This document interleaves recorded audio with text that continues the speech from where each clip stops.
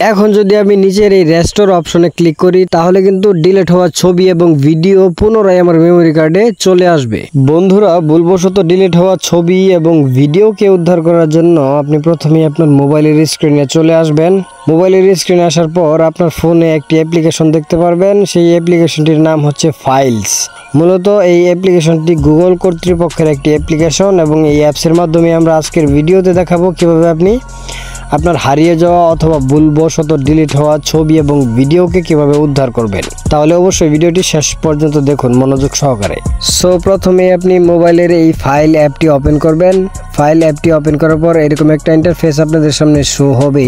এখন যদি আপনি একটু গুরুত্বপূর্ণ সহকারে ভিডিওটা দেখেন তাহলে কিন্তু আপনি বের করতে পারবেন। তারপর আপনি উপরের লেফট কর্নারে দেখতে পাচ্ছেন 3 লাইন মেনু দেওয়া আছে। এই 3 লাইন মেনুতে একবার ক্লিক করবেন। 3 লাইন মেনুতে ক্লিক করলেই আপনাদের সামনে কিছু সেটিংস চলে আসবে, দেখতে পাচ্ছেন।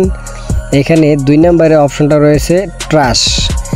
এখানে আপনার দেখতে পাচ্ছেন 1.5 GB ডেটা অলরেডি আমার ডিলিট করা আছে, মানে আমি যে ভুলবশত ডিলিট করেছি ছবি এবং ভিডিওকে সেগুলো এখানে জমা করা আছে। আমরা এই অপশনটির মাধ্যমে কিন্তু আসলে মূলত সেই ছবি এবং ভিডিওকে উদ্ধার করব। ছবি এবং ভিডিওকে উদ্ধার করার জন্য আপনি এই ট্রাশ অপশনটিতে একবার ক্লিক করুন। এই ট্রাশ অপশনটিতে ক্লিক করলেই আপনাদের সামনে অসংখ্য ছবি এবং ভিডিও এখানে ভেসে উঠবে, দেখতে পাচ্ছেন। এগুলো আমি অলরেডি কিন্তু ডিলিট করে ফেলেছি ভুলবশত। এইগুলো কিন্তু নির্দিষ্ট একটা সময়ের ভিতরে কিন্তু ডিলিট হয়ে যাবে। মাত্র 1 মাস সময় দিয়েছে আমাকে এই ট্রাশ অপশনটিতে।